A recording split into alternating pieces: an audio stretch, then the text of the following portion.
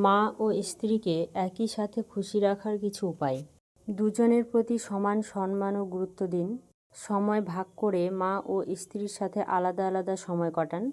কোনো পক্ষ থেকে অভিযোগ এলে বিচার না করে শান্তভাবে দুই পক্ষের কথা শুনুন। সিদ্ধান্ত নেওয়ার আগে দুজনের মতামত নিন। ঘরের ছোট বড় দায়িত্বে দুজনকেই সহযোগিতা করুন। মা ও স্ত্রীর ভালো লাগা, মনে রাখা জিনিসগুলিতে নজর দিন। ছোট ছোট উপহার বা সৌজন্য দিয়ে দুজনকেই বিশেষ অনুভব করান। দুজনের মধ্যে ভুল বোঝাবুঝি হলে ধৈর্য ধরে সমাধান করুন। স্ত্রীকে তার অবস্থান ও মূল্য বোঝান, আবার মাকে তার সম্মান বজায় রেখে সিদ্ধান্ত নিন।